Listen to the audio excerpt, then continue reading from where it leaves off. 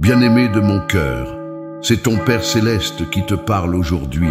Oui, c'est à toi que je m'adresse en ce moment précis. Toi qui as traversé tant de saisons dans ta vie, qui as connu tant de joies et de peines. Je t'appelle par ton nom, car avant même que tu ne sois formé dans le sein de ta mère, je te connaissais déjà. J'ai tracé chaque ligne de ta main, compté chaque cheveu sur ta tête et préparé un chemin unique pour toi. En cet instant, je viens te visiter dans l'intimité de ton cœur. Peux-tu sentir ma présence qui t'enveloppe comme une douce couverture par une froide soirée d'hiver? Je suis là, tout près de toi, même si parfois tu as l'impression que je suis loin. Même dans tes moments de solitude, je n'ai jamais cessé de veiller sur toi. Aujourd'hui n'est pas un jour comme les autres. Ce message n'est pas une simple coïncidence, c'est une rencontre divine, soigneusement orchestrée pour cette saison particulière de ta vie. Je vois où tu te trouves en ce moment, dans cette intersection entre ton passé et ton avenir, entre ce que tu as été et ce que tu es appelé à devenir. Ma fille, j'entends les questions qui résonnent dans ton cœur quand le silence de la nuit t'enveloppe.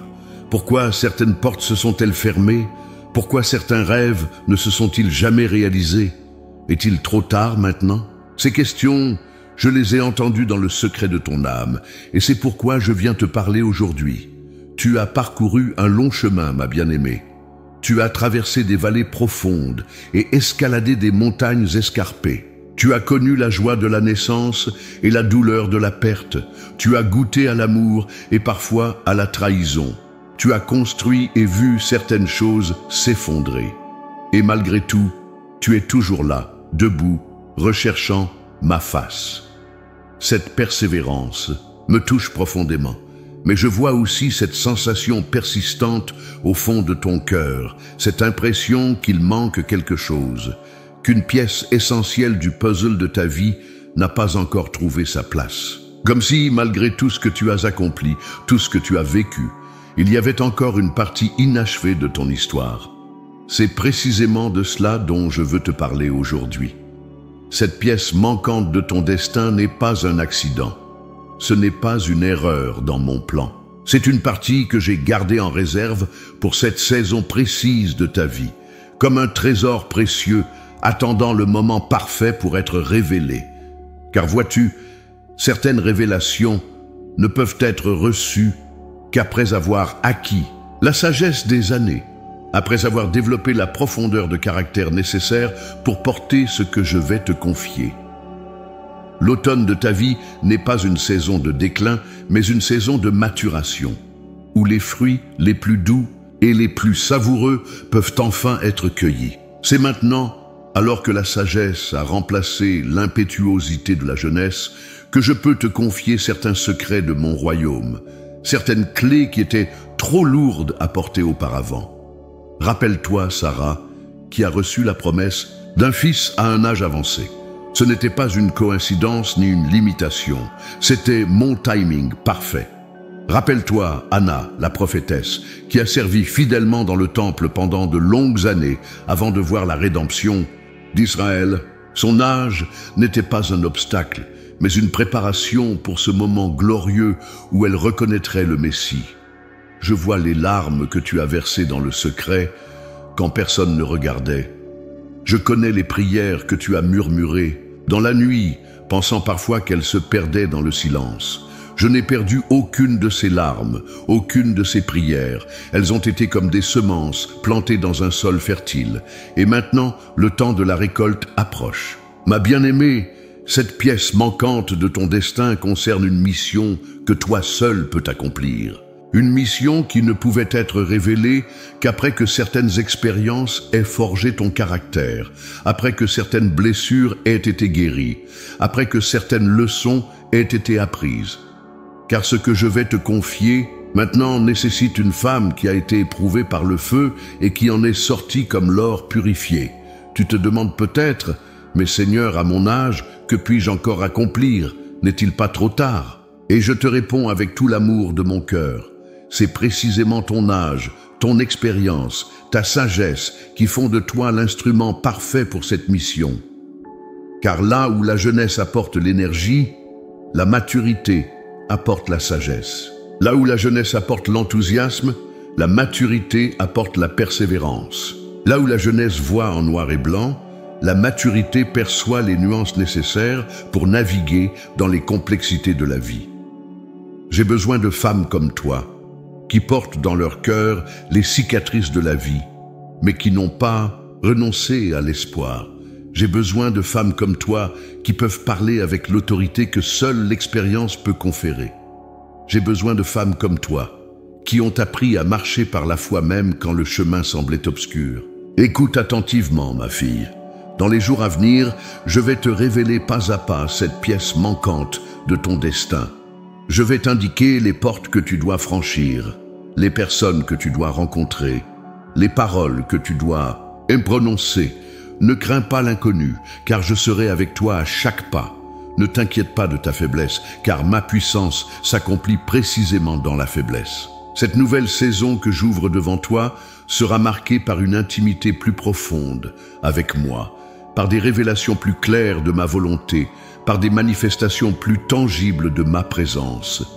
Tu vas découvrir des aspects de mon caractère que tu n'as jamais connu auparavant, des facettes de mon amour qui te surprendront. Prépare ton cœur, ma bien-aimée, ouvre grand tes oreilles spirituelles, dispose ton âme à recevoir, car je ne suis pas le Dieu du passé seulement, mais aussi le Dieu de ton présent et de ton avenir. Et cet avenir, je l'ai tissé avec un fils d'or et d'espérance. La pièce manquante de ton destin est maintenant prête à être révélée.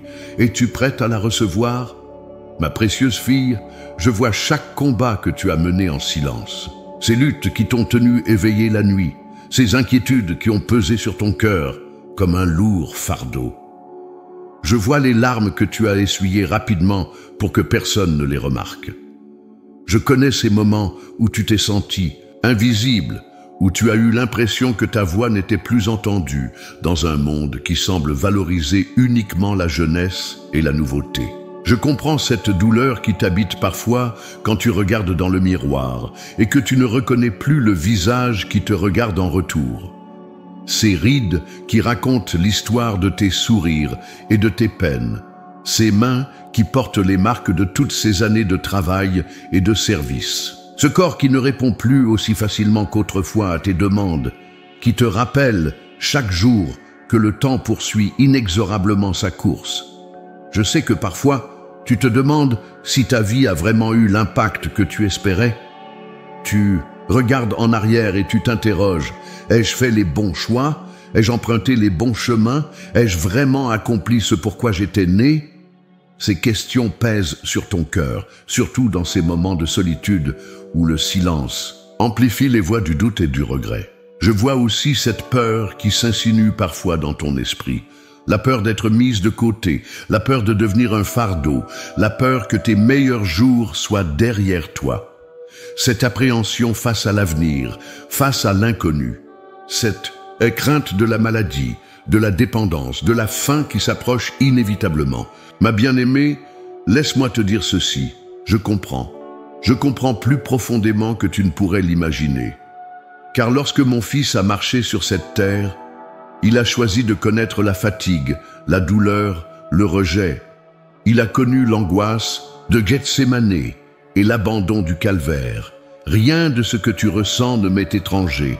Je vois aussi les sacrifices que tu as faits tout au long de ta vie. Ces moments où tu as mis tes propres désirs de côté pour prendre soin de tes enfants, de ton conjoint, de tes parents vieillissants.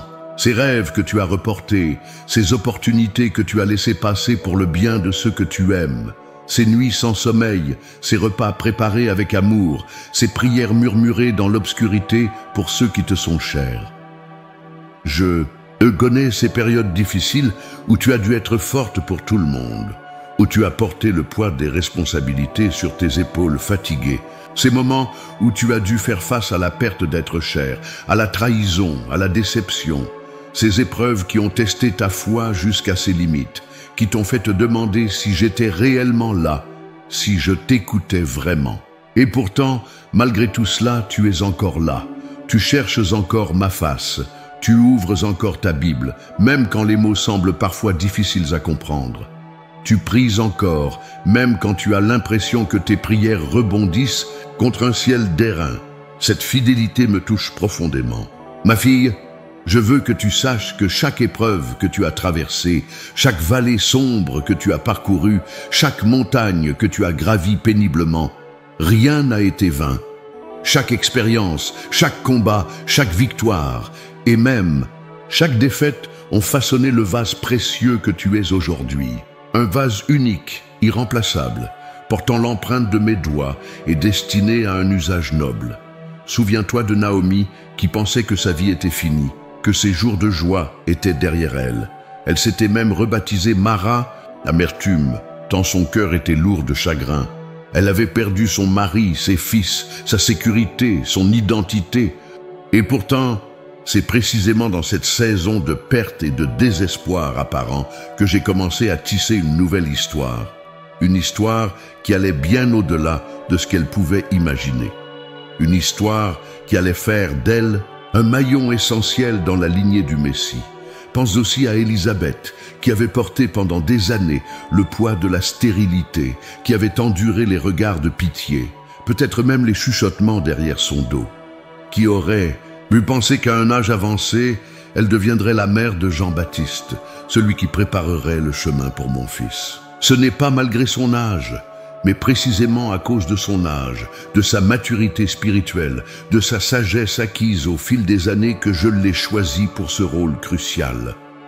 Ma bien-aimée, ce que le monde voit comme des limitations, je le vois comme des qualifications. Là où le monde voit le déclin, je vois la maturation. Là où le monde voit la fin d'une histoire, je vois le début d'un nouveau chapitre. Je comprends cette sensation de pièce manquante qui t'habite. Cette impression que malgré tout ce que tu as vécu, tout ce que tu as accompli, il y a encore quelque chose d'inachevé, quelque chose qui attend d'être découvert ou réalisé. Ce n'est pas une illusion ni un caprice. C'est mon esprit qui murmure à ton esprit, qui t'appelle à une dimension plus profonde de ton destin. Cette pièce manquante, elle n'est pas perdue. Elle n'a pas été oubliée.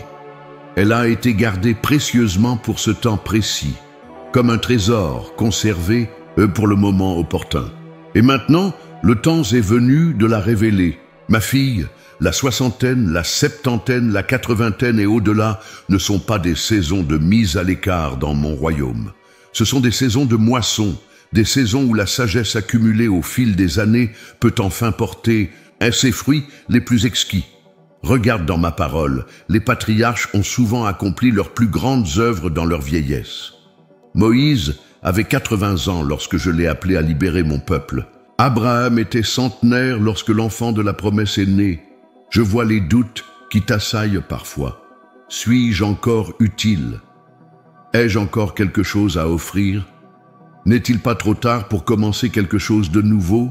Ces questions qui tournent dans ton esprit, alimentées par une culture qui trop souvent marginalise ses aînés au lieu de les honorer.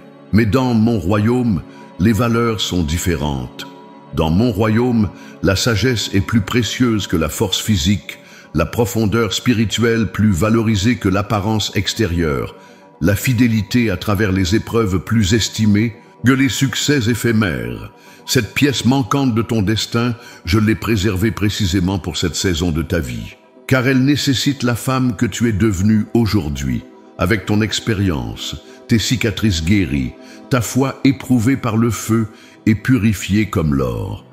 Elle nécessite la profondeur que seules les années peuvent apporter, la persévérance que seules les épreuves peuvent forger, la compassion que seule la douleur personnelle peut affiner. Ma précieuse fille, sèche tes larmes et relève la tête.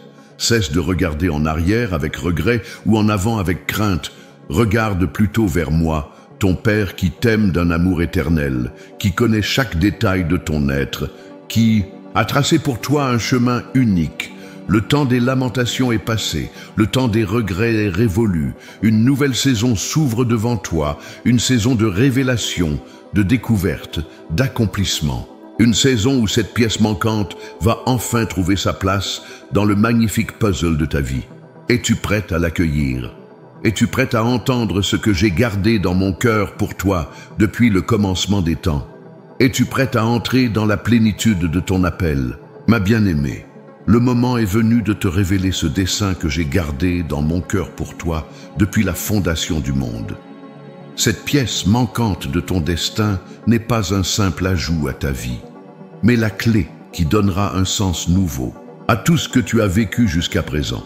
Avant même que tu ne sois formé dans le sein de ta mère, j'avais tracé un chemin unique pour toi, un chemin parsemé d'expériences qui, comme les pièces d'une mosaïque, semblaient parfois disparates et sans lien apparent. Mais aujourd'hui, je vais te montrer comment ces pièces s'assemblent pour former un tableau d'une beauté incomparable. Ton dessein, ma fille, n'est pas seulement ce que tu fais, mais qui tu es devenu à travers les saisons de ta vie. Chaque joie que tu as connue, chaque larme que tu as versée, chaque combat que tu as mené, chaque victoire que tu as remportée, tout cela a contribué à forger la femme que tu es aujourd'hui. Une femme dont la sagesse s'est affinée au creuset de l'expérience, dont le cœur s'est élargi à travers les épreuves, dont l'âme s'est approfondie dans l'intimité avec moi. Comprends ceci, ce n'est pas par hasard que tu te trouves à ce carrefour particulier de ta vie en ce moment. Ce temps que le monde appelle l'âge d'or est dans mon royaume une saison de moisson spirituelle incomparable. Car c'est maintenant, alors que les distractions de la jeunesse se sont estompées, que les ambitions dévorantes se sont apaisées, que les priorités se sont clarifiées, que tu peux entrer pleinement dans cette dimension de ton appel que j'ai réservée pour cette saison. La pièce manquante de ton destin est liée à un ministère de guérison intérieure et de restauration. Pas nécessairement dans le cadre formel d'une église ou d'une organisation, mais dans le tissu même de tes relations quotidiennes, dans les rencontres apparemment fortuites que j'orchestrerai sur ton chemin. Vois-tu, ma fille, tu as traversé des vallées sombres, tu as connu la douleur de la perte, la morsure de la trahison, l'amertume de la déception. Tu as lutté contre des doutes, des peurs, des regrets. Mais à travers tout cela, tu as cherché ma face. Tu as persévéré dans la foi, même quand le chemin semblait obscur. Et dans ce processus, tu as acquis une sagesse que nulle école ne peut enseigner, une compassion que nul livre ne peut transmettre. Cette sagesse, cette compassion, cette authenticité qui émane de toi maintenant, voilà les outils que je veux utiliser pour toucher des vies brisées autour de toi. Car il y a autour de toi des femmes, jeunes et moins jeunes, qui portent des blessures similaires à celles que tu as connues. Des femmes qui luttent en silence, qui sourient en public, mais pleurent dans le secret de leur chambre. Des femmes qui ont besoin d'entendre non pas des théories sur la guérison, mais le témoignage vivant de quelqu'un qui a traversé la vallée et en est sorti plus forte. Ne sous-estime pas la puissance de ton histoire, ma bien-aimée. Ton témoignage n'est pas simplement le récit de ce que tu as vécu, mais la proclamation de ce que j'ai fait dans ta vie.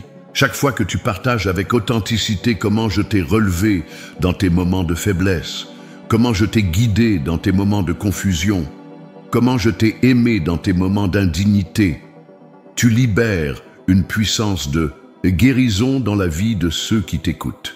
Mais comprends bien ceci, ce ministère de restauration ne se manifestera pas nécessairement sur une grande scène ou devant de larges audiences.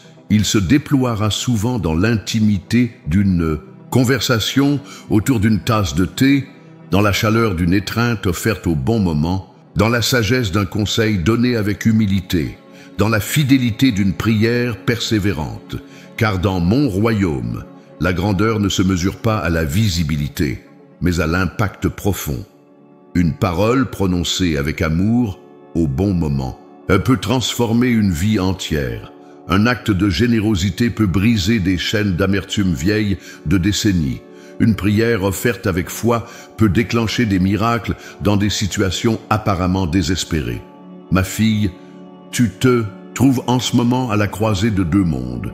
D'un côté, le monde visible avec ses valeurs éphémères, son adoration de la jeunesse, sa fascination pour la nouveauté. De l'autre, mon royaume éternel où la sagesse est plus précieuse que l'or, où la fidélité est plus admirée que le succès, où la profondeur spirituelle est plus valorisé que l'apparence extérieure. Et c'est précisément à cette intersection que je t'appelle à exercer ton influence. Car tu as la capacité unique de traduire les vérités éternelles de mon royaume dans le langage du quotidien, de rendre tangible ma présence dans les réalités ordinaires de la vie. Sache cependant que cet appel ne sera pas sans opposition. L'ennemi de ton âme, qui cherche à voler, tuer et détruire, tentera de te faire douter de la valeur de ton témoignage. Il murmurera à ton oreille que tu es trop âgé, trop ordinaire, et trop imparfaite pour être utilisée par moi. Il essaiera de raviver d'anciens regrets, de réveiller d'anciennes blessures, de ressusciter d'anciennes hontes. Car il sait, mieux que toi parfois, quelle puissance réside dans ton témoignage. Il comprend quel potentiel de libération se cache dans ton histoire. Il mesure quelle autorité spirituelle tu as acquise à travers tes épreuves surmontées avec ma grâce. C'est pourquoi je te demande aujourd'hui de te lever dans une nouvelle autorité. Non pas l'autorité qui s'impose avec force, mais celle qui influence avec sagesse. Non pas l'autorité qui demande à être servie, mais celle qui se déploie dans le service humble. Non pas l'autorité qui commande l'admiration des hommes, mais celle qui reflète ma gloire. Cette autorité, je te la confère maintenant. Je t'oins de mon esprit pour ce ministère de restauration auquel je t'appelle. Je renouvelle tes forces comme celles de l'aigle. Je ravive la flamme de ton premier amour. Je réveille les dons spirituels que j'ai déposés en toi et qui attendent d'être pleinement activés dans cette nouvelle saison. Ne crains pas de te lancer dans l'inconnu, ma fille. Ne t'inquiète pas des détails pratiques, des comment et des quand. Mon esprit te guidera pas à pas. T'ouvrira les portes nécessaires, te connectera avec les personnes que j'ai préparées pour croiser ton chemin. Tout ce que je te demande, c'est ta disponibilité, ton oui à cet appel, même si tu ne vois pas encore clairement comment il se déploiera. Ta confiance en ma sagesse qui dépasse infiniment ta compréhension. Ton abandon à mon timing parfait. Et je te fais cette promesse. Si tu t'avances par la foi dans ce nouvel aspect de ton dessein, tu connaîtras une joie que tu n'as jamais éprouvée auparavant. Tu verras ma puissance se manifester à travers ta faiblesse d'une manière qui t'émerveillera. Tu découvriras que tes dernières années peuvent être non seulement les plus fécondes, mais aussi les plus épanouissantes de toute ta vie. Souviens-toi de ceci. Dans mon royaume, il n'y a pas de retraite spirituelle. Il y a des changements de saison, des évolutions d'appels, des adaptations de méthodes, mais jamais de mise à l'écart. Tant que ton cœur bat, tant que ton esprit est conscient, tu as un rôle essentiel à jouer dans mon plan. Cette pièce manquante de ton destin que je te révèle aujourd'hui n'est pas un simple ajout à ta vie. Elle est le catalyseur qui donnera un sens nouveau à tout ce qui a précédé. Elle est la clé qui déverrouillera des trésors cachés en toi, des dons que tu ne soupçonnais même pas posséder, des capacités qui n'attendaient que le bon moment pour s'exprimer. Ma bien-aimée, je te vois déjà telle que tu seras lorsque tu auras pleinement embrassé cet appel, rayonnante de ma gloire, débordante de mon amour, inspirant la foi et l'espérance partout où tu passes. Je vois déjà les vies qui seront transformées par ton témoignage, les cœurs qui seront guéris par ta compassion, les destinées qui seront réorientées par ta sagesse. Le temps est venu, la pièce manquante de ton destin est maintenant révélée. La comprends-tu? L'acceptes-tu? Es-tu prête à t'avancer dans cette nouvelle dimension de ton appel, avec ma présence comme garantie et ma promesse comme ancre? Ma bien-aimée, aujourd'hui je veux ancrer cette révélation de ton dessein dans les vérités éternelles de ma parole. Car ce que je t'ai révélé n'est pas une nouveauté, mais un principe divin qui a toujours été présent dans mon plan. À travers les âges, j'ai choisi des femmes d'expérience, des cœurs mûris par les saisons de la vie pour accomplir des missions cruciales dans mon royaume. Regarde Déborah, cette femme de sagesse que j'ai établie comme juge sur Israël. Elle n'était pas une jeune femme inexpérimentée, mais une mère en Israël, une femme dont la sagesse s'était affinée au fil des années. Dans une époque dominée par les hommes, elle s'est levée avec une autorité spirituelle qui ne venait pas d'une position officielle, mais d'une intimité profonde avec moi. Son discernement, sa bravoure, sa foi ont sauvé une nation entière. Et note bien ceci, même le général Barak reconnaissait sa sagesse et refusait d'aller au combat sans elle à ses côtés. Considère également Ruth et Naomi, deux femmes liées non par le sang, mais par l'amour et la fidélité. Naomi, malgré son âge avancé et les tragédies qu'elle avait traversées, est devenue le guide spirituel de Ruth. Sa sagesse, acquise à travers les vallées sombres de la perte et du deuil, a orienté Ruth vers son destin, un destin qui l'a placée dans la lignée même du Messie. Qui aurait pu imaginer que cette femme âgée, qui se nommait elle-même Mara, amertume, deviendrait un maillon essentiel dans mon plan de rédemption? Pense à Anne, la mère de Samuel. Après des années de stérilité et d'humiliation, après avoir versé tant de larmes dans le secret, elle a conçu non seulement un fils, mais un prophète qui changerait le cours de l'histoire d'Israël. Et que dire de sa prière de reconnaissance? Ces paroles, nées d'un cœur qui avait connu la douleur puis la délivrance, résonnent encore aujourd'hui comme l'un des plus beaux cantiques de ma parole. C'est l'expérience de la souffrance qui a donné à sa louange une profondeur inégalée. Médite sur la vie d'Élisabeth, la mère de Jean-Baptiste.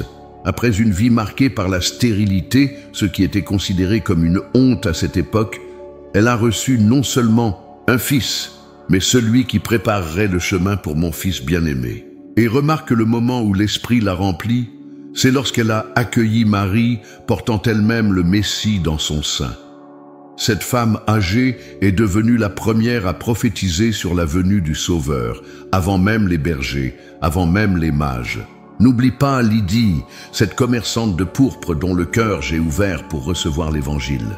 Ce n'était pas une jeune femme impétueuse, mais une femme d'affaires établie, respectée dans sa communauté. Sa maturité, sa stabilité, ses ressources sont devenues un soutien inestimable pour l'Église naissante. Sa maison est devenue un havre de paix et un centre de diffusion de la bonne nouvelle. Et que dire de Priscille? Aux côtés de son mari Aquilas, elle a instruit Apollos, un orateur éloquent et versé dans les Écritures, lui montrant plus exactement la voie de Dieu. Sa compréhension profonde des vérités spirituelles, fruit d'années d'études et d'expérience, a contribué à former l'un des ministres les plus puissants de l'Église primitive. Ma fille, comprends-tu maintenant?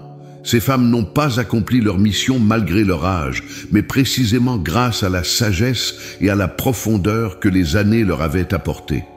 Ce que le monde voyait comme des limitations ou des disqualifications, je l'ai transformé en qualification unique pour des tâches spécifiques dans mon royaume. Il en est de même pour toi aujourd'hui.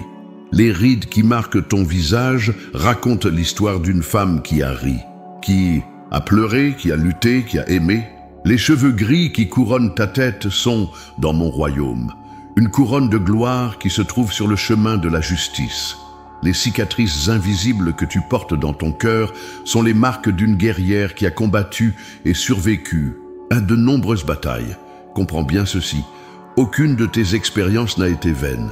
Les échecs qui te semblaient désastreux, les détours qui paraissaient inutiles, les attentes qui semblaient interminables, tout cela a contribué à former en toi le caractère, la compassion et la sagesse nécessaires pour la mission que je te confie maintenant. Car il y a autour de toi des personnes qui ont besoin non pas de théories sur la foi, mais du témoignage vivant de quelqu'un qui a traversé des tempêtes et est resté debout.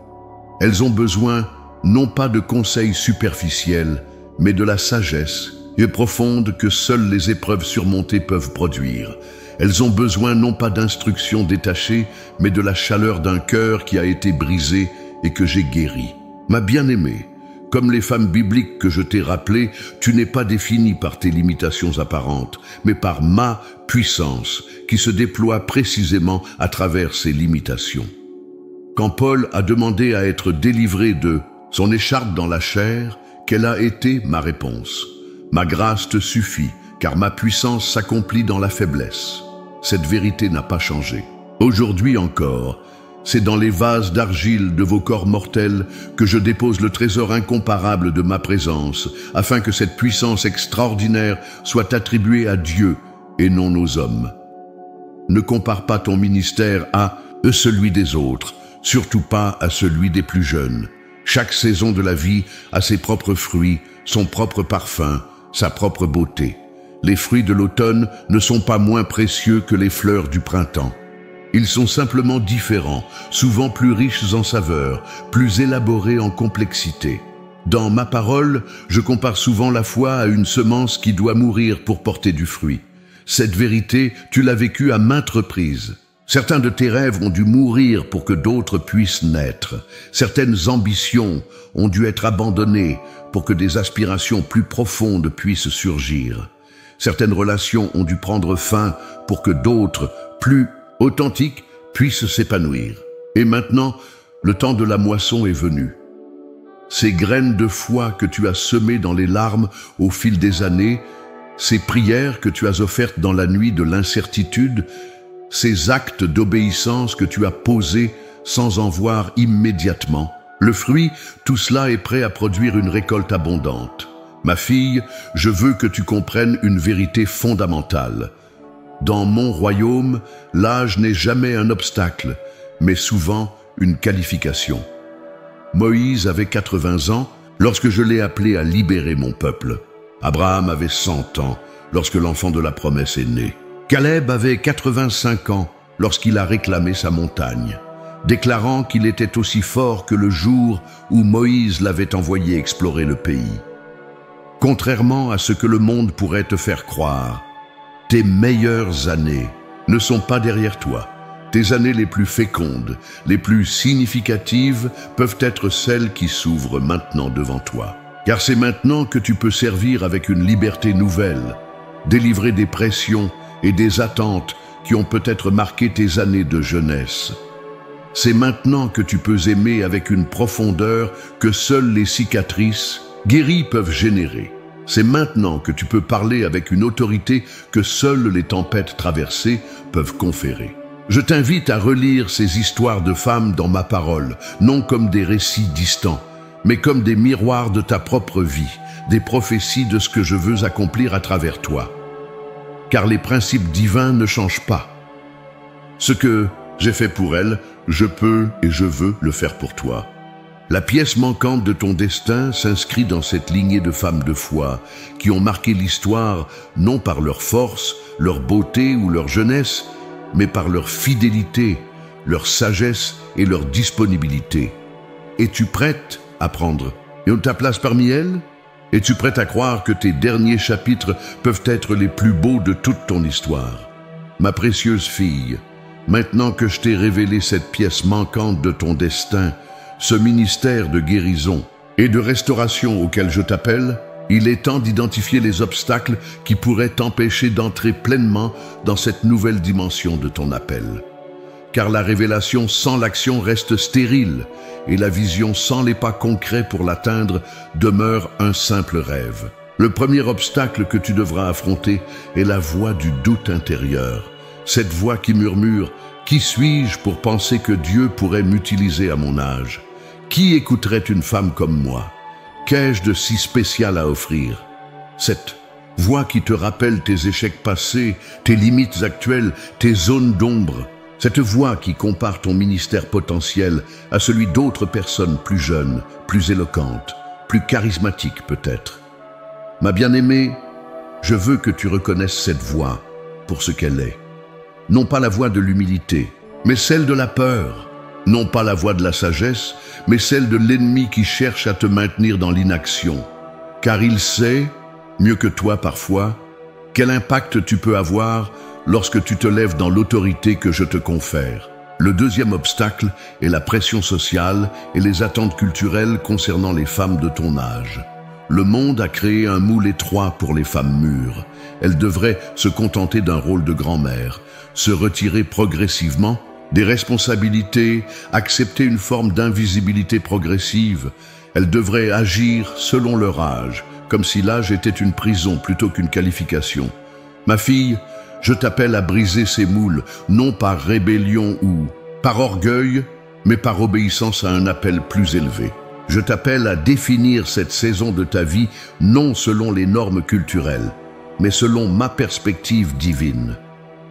Dans mon royaume, il n'y a pas de retraite spirituelle, pas de mise à l'écart basée sur l'âge. Il y a simplement des changements de saison, des évolutions d'appels, des adaptations de méthodes. Le troisième obstacle pourrait venir de ta propre famille ou de ton cercle proche. Parfois, ceux qui te connaissent depuis longtemps ont du mal à percevoir la transformation que j'ai opérée en toi. Ils te voient encore à travers le prisme de ton passé, de tes anciennes faiblesses, de tes anciens schémas.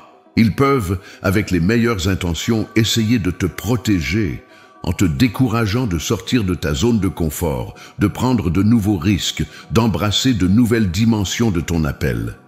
N'oublie pas que même Jésus a fait face à l'incrédulité dans sa propre ville natale, au point qu'il a déclaré qu'un prophète n'est méprisé que dans son pays, parmi ses parents et dans sa maison.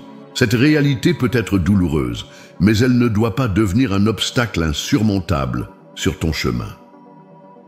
Le quatrième obstacle réside dans les blessures du passé qui pourraient ne pas être complètement guéries. Ces cicatrices qui se rouvrent parfois, ces souvenirs douloureux qui remontent à la surface, ces schémas relationnels toxiques qui tendent à se répéter. Ces zones de fragilité peuvent devenir des points d'entrée pour le découragement, l'amertume ou la peur de s'engager à nouveau.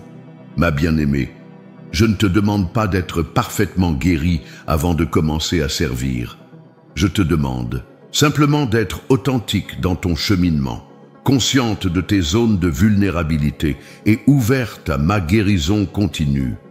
Car c'est souvent en tendant la main aux autres dans leurs blessures que nos propres blessures achèvent de cicatriser. Face à ces obstacles et à d'autres qui pourraient surgir, voici mes instructions spécifiques pour toi, ma fille. Premièrement, je t'appelle à un temps de consécration renouvelée.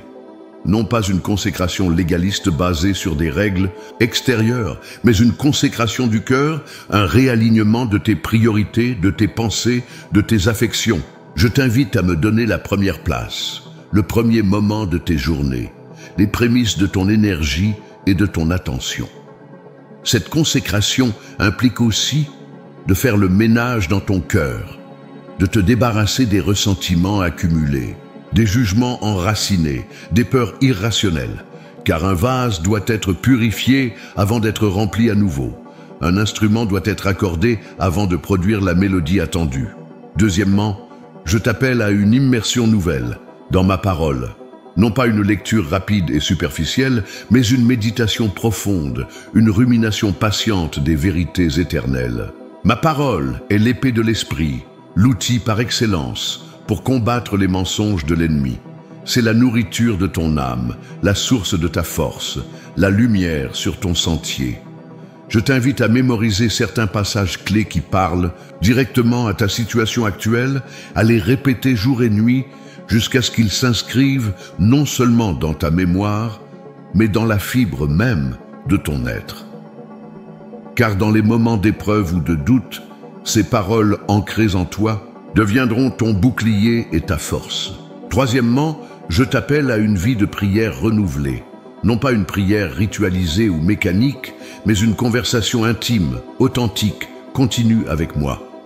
Une prière qui ne se limite pas à des demandes, mais qui inclut l'écoute, l'attente, la contemplation de ma présence. Cultive particulièrement la prière d'intercession pour celles et ceux que je placerai sur ton chemin. Deviens une guerrière de prière, comprenant que les victoires visibles dans le monde physique sont souvent précédées par des victoires invisibles dans le monde spirituel. Quatrièmement, je t'invite à rechercher activement des occasions de servir, sans attendre des invitations formelles ou des plateformes officielles.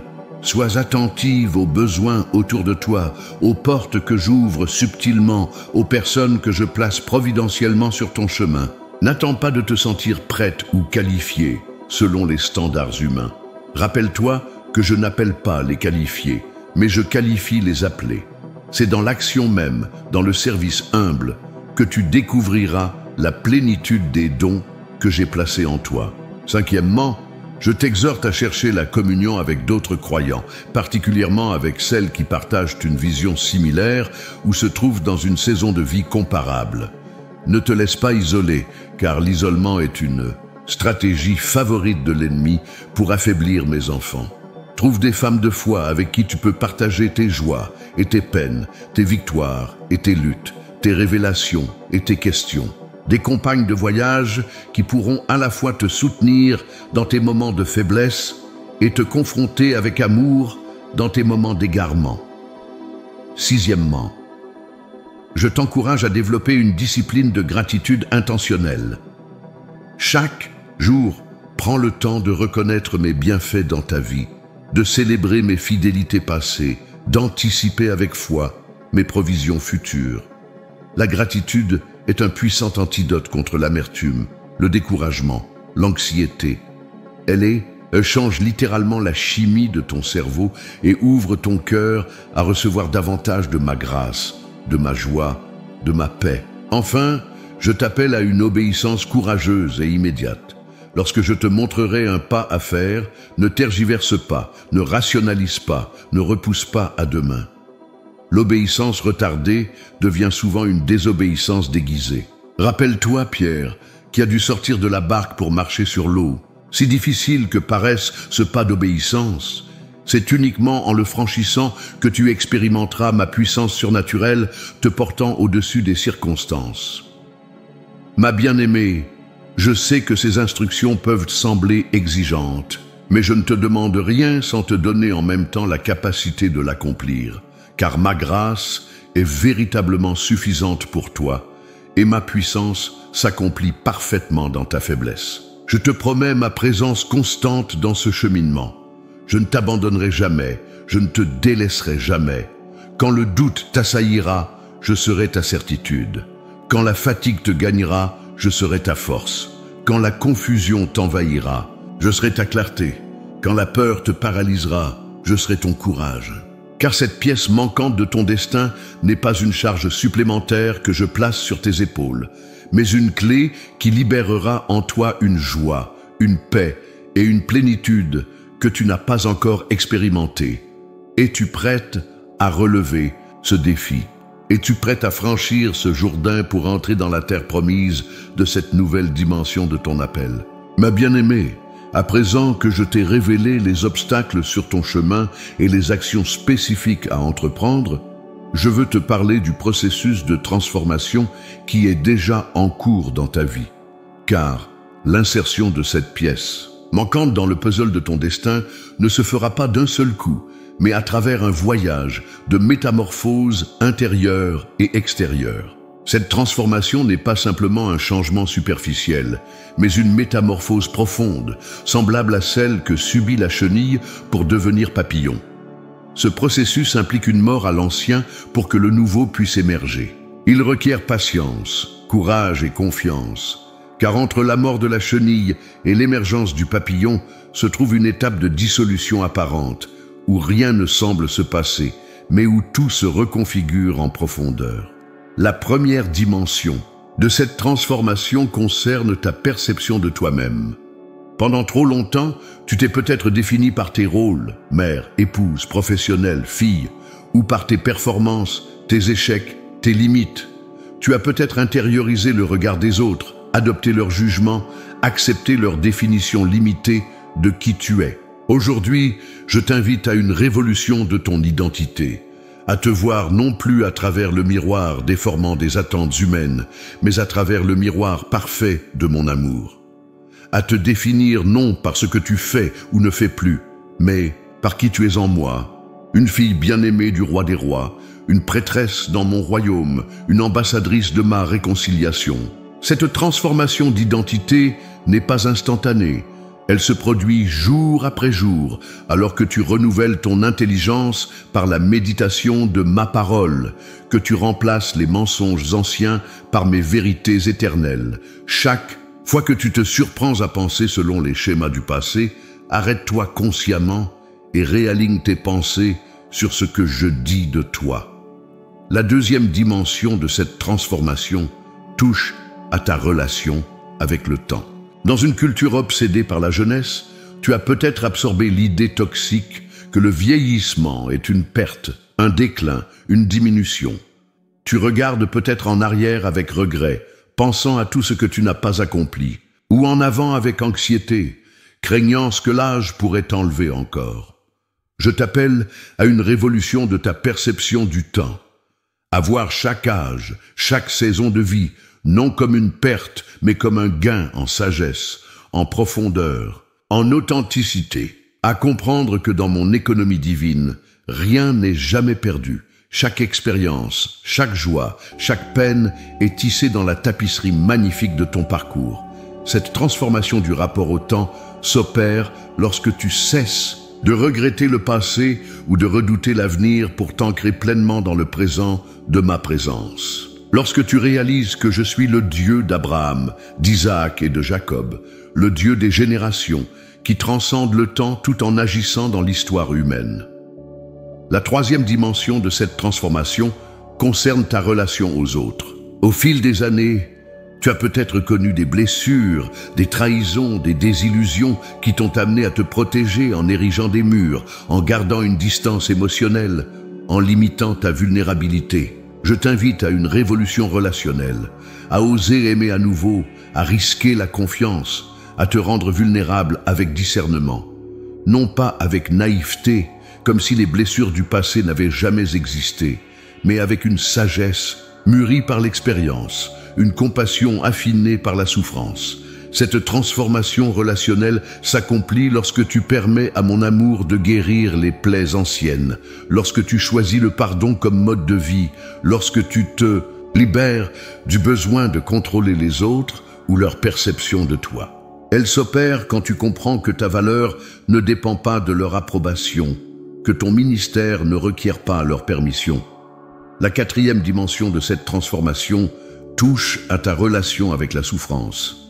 Dans ta quête légitime de confort et de sécurité, tu as peut-être considéré la douleur uniquement comme un ennemi à éviter, un intrus à expulser de ta vie. Je t'appelle à une révolution face à la souffrance, à la voir non comme une anomalie dans ton parcours spirituel, mais comme un outil potentiel de croissance, un catalyseur de compassion, un creuset où se forge la foi authentique. Non que je prenne plaisir à ta douleur, mon cœur de père souffre quand tu souffres, mais je peux utiliser même ce que l'ennemi destinait au mal pour accomplir mes desseins de bien dans ta vie. Cette transformation du rapport à la souffrance se réalise lorsque tu cesses de demander « pourquoi moi ?», pour commencer à demander « pourquoi ?» Quel est ton dessein, Père, dans cette épreuve? Elle s'accomplit lorsque tu comprends que les plus grandes profondeurs spirituelles se découvrent souvent dans les vallées les plus sombres. La cinquième dimension de cette transformation a trait à ta relation avec le service. Tu as peut-être servi par devoir, par culpabilité, par besoin d'approbation ou même par peur du rejet. Ou bien à l'inverse, tu t'es peut-être retiré du service, pensant que ton temps était passé, que d'autres plus jeunes ou plus qualifiés devraient prendre ta place. Je t'invite à une révolution dans ton approche du service. À servir, non plus par obligation mais par débordement, non plus pour gagner mon amour, mais parce que tu es déjà aimé inconditionnellement. À comprendre que le service authentique n'est pas une question d'activité frénétique, mais de présence attentive, pas de performance éblouissante, mais de fidélité quotidienne. Cette transformation du service s'opère lorsque tu laisses tomber les masques, lorsque tu renonces à l'image que tu veux projeter pour embrasser l'authenticité. Elle se réalise quand tu comprends que c'est souvent dans tes failles, tes vulnérabilités, voire tes échecs, que ma lumière peut briller le plus clairement. La sixième dimension de cette transformation concerne ta relation avec le pouvoir et l'influence. Dans un monde qui définit le pouvoir par la domination, la célébrité, la richesse matérielle, tu as peut-être intériorisé ces définitions déformées. Ou plus subtilement, tu as peut-être renoncé à ton influence légitime par fausse humilité ou par peur de l'orgueil.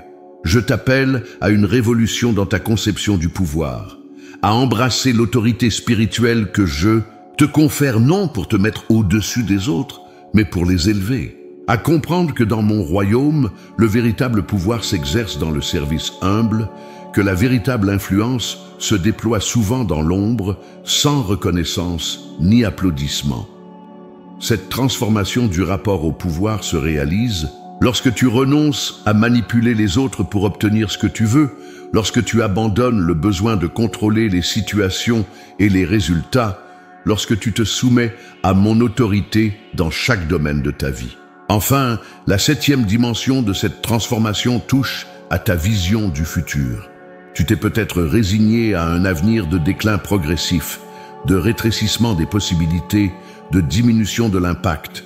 Tu as peut-être accepté l'idée que tes meilleures années sont derrière toi, que le temps des rêves audacieux est révolu. Je t'invite à une révolution de ta vision du futur. À voir tes années à venir non comme un épilogue insignifiant, mais comme les chapitres potentiellement les plus riches de toute ton histoire. À comprendre que la vraie fécondité spirituelle n'est pas limitée par l'âge biologique, que les plus grands fruits peuvent être portés dans la saison d'automne de ta vie. Cette transformation de la vision se produit lorsque tu alignes ton regard sur le mien, lorsque tu vois l'invisible, lorsque tu crois pour l'impossible. Elle s'accomplit quand tu comprends que je suis le Dieu qui fait toutes choses nouvelles, y compris dans la vie d'une femme que le monde considère comme étant dans son âge d'or.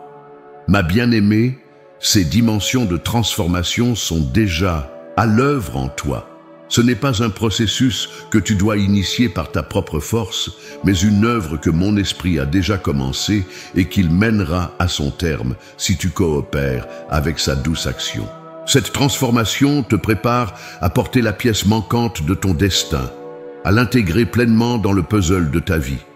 Elle te façonne pour la victoire qui t'attend, pour l'impact que tu auras dans cette nouvelle saison de ton parcours avec moi. Es-tu prête à embrasser pleinement ce processus de transformation? Es-tu disposée à laisser mourir ce qui doit mourir pour que puisse naître ce qui attend de naître? Ma précieuse fille, alors que tu t'apprêtes à embrasser cette nouvelle dimension de ton appel, à intégrer cette pièce manquante dans le puzzle de ton destin, je veux sceller dans ton cœur des promesses et des garanties divines. Car je ne t'envoie pas dans ce nouveau chapitre de ta vie sans provision, sans protection, sans assurance. Voici mes promesses pour toi, ma bien-aimée, non pas des souhaits pieux ou des espoirs incertains, mais des engagements solides fondés sur mon caractère immuable, sur ma fidélité éprouvée à travers les âges. Premièrement, je te promets ma présence constante. Je suis avec toi tous les jours jusqu'à la fin du monde. Cette promesse n'est pas conditionnelle à tes performances ou à ta perfection. Elle ne dépend pas de ton niveau de foi ou de ta fidélité. Elle repose uniquement sur ma nature de père fidèle qui n'abandonne jamais ses enfants. Dans les jours de joie comme dans les nuits d'angoisse, dans les moments de clarté comme dans les heures de confusion, je serai là. Non pas comme un observateur distant, mais comme un compagnon intime de chaque instant. Tu ne marcheras jamais seul dans ce nouveau chapitre de ton histoire. Deuxièmement, je te promets ma provision suffisante. Mon Dieu pourvoira à tous vos besoins selon sa richesse, avec gloire en Jésus-Christ. Je ne t'appelle pas à porter cette pièce manquante de ton destin sans te fournir toutes les ressources nécessaires, spirituelles, émotionnelles, relationnelles et même matérielles. Je ne suis pas un général qui envoie ses soldats au combat sans équipement, ni un père qui demande à ses enfants d'accomplir des tâches sans leur donner les outils nécessaires. Tout ce dont tu auras besoin pour accomplir cette mission, je l'ai déjà prévu et je le libérerai au moment opportun. Troisièmement, je te promets ma sagesse accessible. Si quelqu'un d'entre vous manque de sagesse, qu'il la demande à Dieu, qui donne à tous simplement et sans reproche, et elle lui sera donnée. Tu feras face à des situations complexes, à des questions sans réponse évidente, à des carrefours où le chemin ne sera pas clairement balisé. Dans ces moments, je ne te laisserai pas dans la confusion. Si tu me cherches de tout ton cœur, si tu inclines ton oreille à ma voix, je te guiderai. Parfois à travers ma parole, parfois à travers d'autres croyants, parfois par cette voix douce et subtile de mon esprit dans ton esprit. Mais je ne te laisserai jamais sans direction. Quatrièmement, je te promets ma force dans ta faiblesse. Ma grâce te suffit, car ma puissance s'accomplit dans la faiblesse. Tu connaîtras des moments de fatigue, des jours où ton corps te rappellera ses limites, des périodes où ton énergie semblera insuffisante pour la tâche. Dans ces moments, ma bien-aimée, ne te décourage pas, car c'est précisément dans la reconnaissance humble de ta faiblesse que ma puissance peut se déployer pleinement. Quand tu arriveras au bout de tes propres ressources, tu découvriras les ressources illimitées de mon esprit qui te porteront bien au-delà de ce que tu croyais possible. Cinquièmement, je te promets des fruits durables. Ce n'est pas vous qui m'avez choisi, mais moi, je vous ai choisi et je vous ai établi afin que vous alliez et que vous portiez du fruit et que votre fruit demeure. L'impact de ton ministère, de ton témoignage, de ta vie ne sera pas éphémère. Ce que je ferai à travers toi dans cette nouvelle saison laissera une empreinte qui se perpétuera bien au-delà de ton temps sur cette terre. Les graines que tu sèmeras porteront des fruits que tu ne verras peut-être pas pleinement de ton vivant, mais qui nourriront des générations après toi. Sixièmement, je te promets ma protection face à l'ennemi.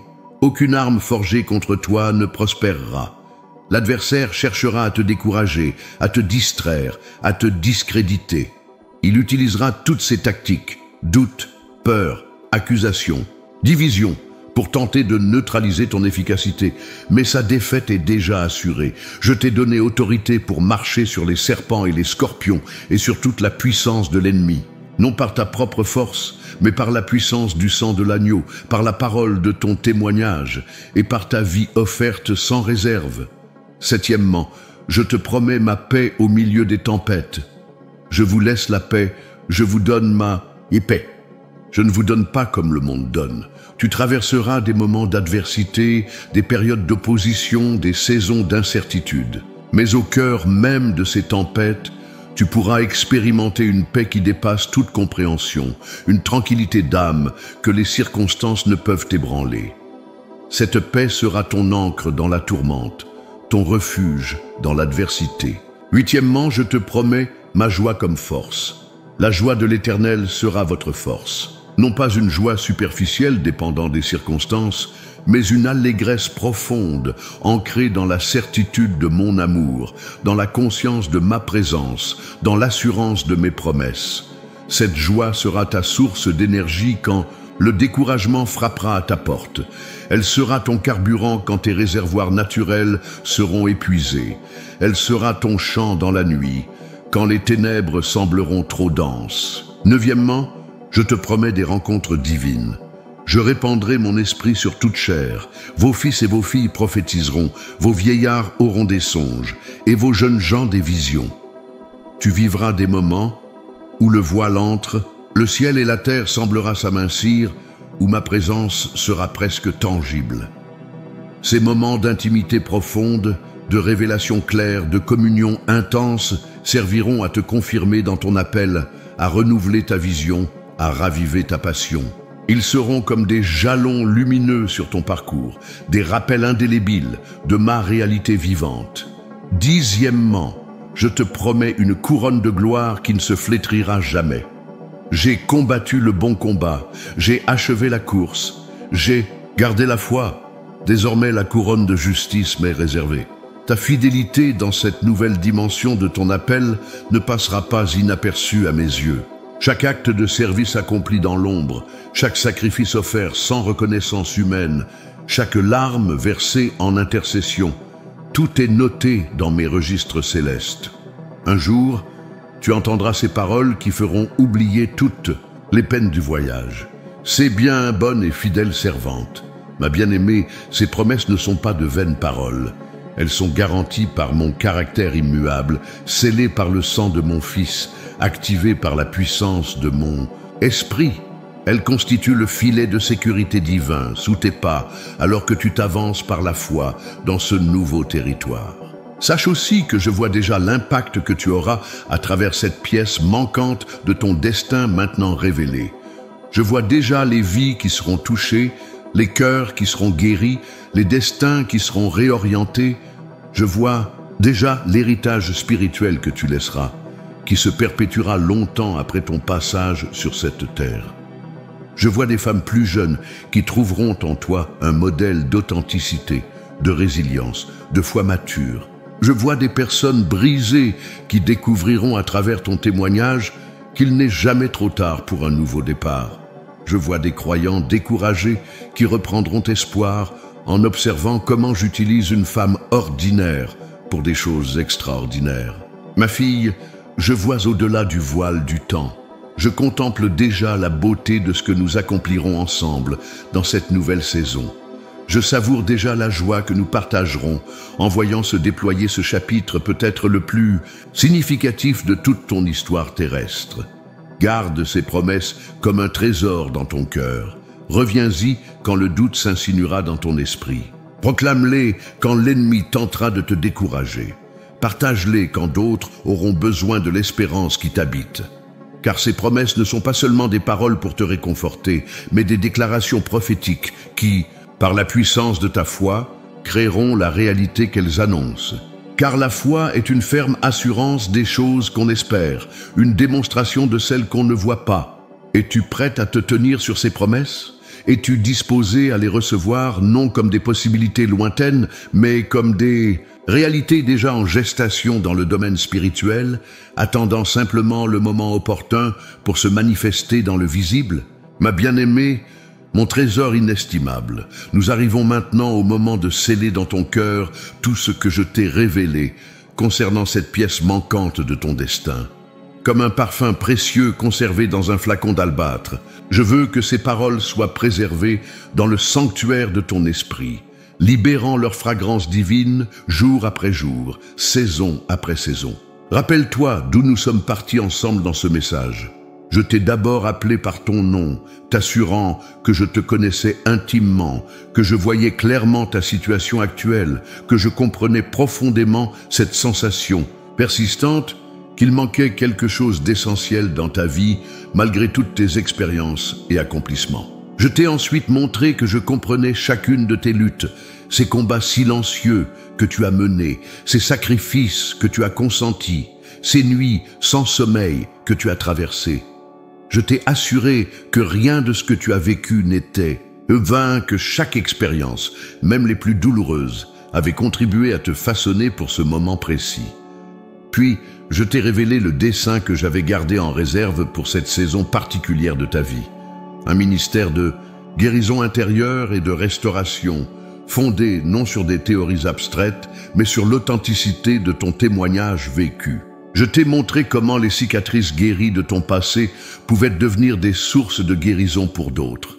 Je t'ai rappelé les exemples inspirants de femmes bibliques qui ont connu leur plus grand impact dans leur maturité. Déborah, Naomi, Anne, Élisabeth et tant d'autres. Des femmes qui ont compris que l'âge n'était jamais un obstacle dans mon royaume, mais souvent une qualification essentielle pour certaines missions. Je t'ai identifié les obstacles qui pourraient se dresser sur ton chemin, le doute intérieur, les pressions culturelles, les limitations relationnelles, les blessures du passé. Et je t'ai donné des instructions spécifiques pour les surmonter, t'appelant à une consécration renouvelée, à une immersion dans ma parole, à une vie de prière transformée. Je t'ai décrit le processus de transformation déjà en cours dans ta vie, touchant à ton identité, ta relation au temps, aux autres, à la souffrance, au service, au pouvoir et à ta vision du futur. Je t'ai invité à coopérer consciemment avec cette œuvre de mon esprit en toi. Et je t'ai donné des promesses solides sur lesquelles t'appuyer dans cette nouvelle aventure. Ma présence constante, ma provision suffisante, ma sagesse accessible, ma force dans ta faiblesse, la durabilité des fruits, ma protection, ma paix, ma joie, des rencontres divines et une récompense éternelle. Maintenant, ma fille, je veux sceller tout cela en t'offrant 3 dernières clés qui te permettront d'intégrer pleinement cette pièce manquante et d'avancer avec assurance dans ton destin renouvelé. La première clé est l'abandon total. Non pas un abandon passif qui attendrait que tout tombe du ciel, mais un abandon actif qui dit oui à mon invitation avant même de connaître tous les détails. Un abandon qui lâche les rênes de ta vie pour me les confier en toute confiance, sachant que je tiens ton avenir dans mes mains avec un amour parfait et une sagesse infinie.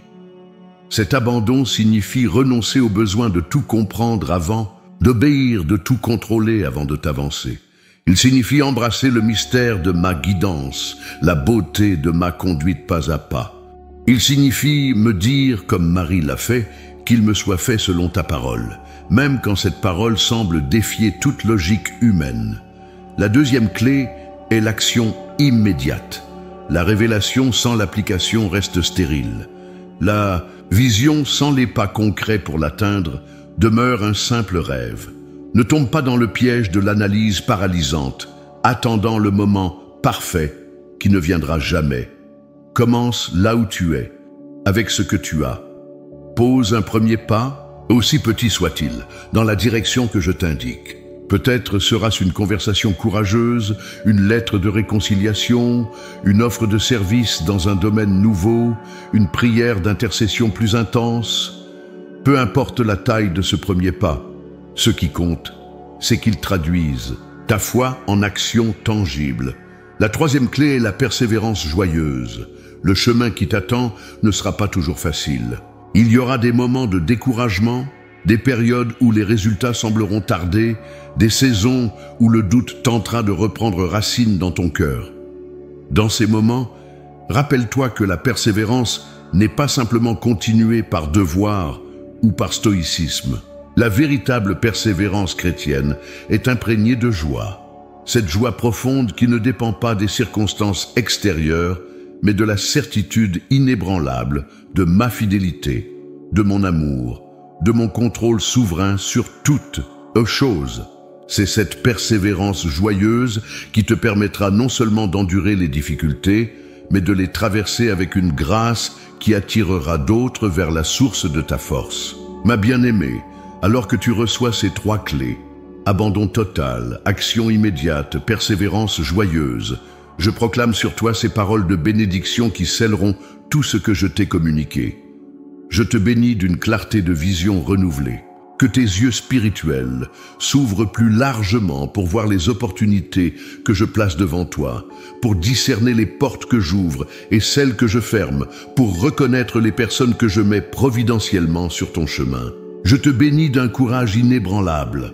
Que la peur de l'inconnu, la crainte du rejet, l'appréhension de l'échec soient remplacées par une audace sainte, fondée non sur la confiance en toi-même, mais sur la certitude de ma présence à tes côtés. Je te bénis d'une sagesse amplifiée. Que les décennies d'expérience que tu as accumulées soient illuminées par la lumière de mon esprit, transformant tes connaissances en discernement, tes observations en compréhension profonde, ton expertise en sagesse divine. Je te bénis d'une influence élargie, non pas nécessairement en termes de nombre, mais en termes de profondeur d'impact. Que tes paroles, même murmurées à une seule personne dans l'intimité d'une conversation, portent le poids de l'autorité spirituelle et la puissance transformatrice de mon amour.